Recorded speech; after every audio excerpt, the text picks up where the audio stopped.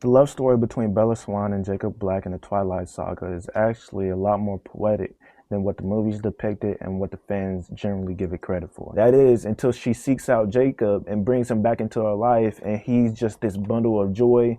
He's always radiating positivity, and she describes him as her personal sun, where he's just lighting her up. He's just giving her life. He's making her smile and laugh and just generally look forward to living again and just being alive. There are multiple times where she catches herself not having to pretend to be alive when she's around him like she does with everyone else, because he's genuinely happy to see her. He's probably the only person in her life at this point who's just genuinely happy to be around her because he loves her so much. That's something that not even her school friends or her dad could do, because they're just looking at her with pity. They don't know how to help her. But here's just Jacob, who just comes into her life. Just being around him literally makes her feel better.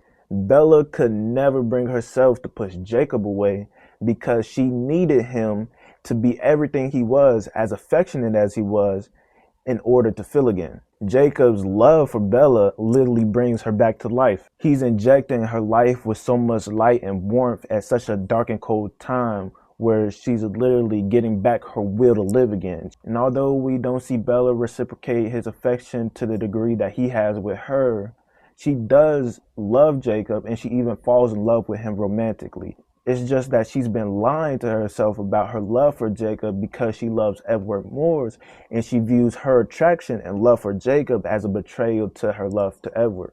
In the book, Bella refers to Edward and her as Romeo and Juliet, as this form of this ultimate love tragedy, where these two star-crossed lovers are just destined to be together and nothing will ever get in the way, not even fate or death, or in this case, not even her own best friend, who she later on admits that she's grown feelings for. So from this point on, Bella and Jacob aren't really a what if, they're framed as a what would have been. Bella and Jacob are what would have been if Bella never moved away from Forks and went to live with her mom when she was younger. They're what would have been if she never met Edward. They're what would have been if he never returned to Forks.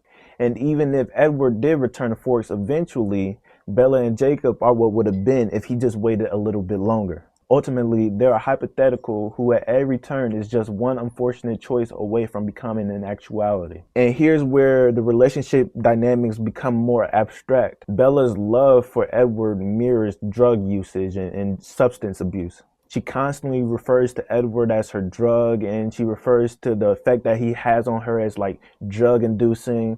And so her obsession really resembles an addiction.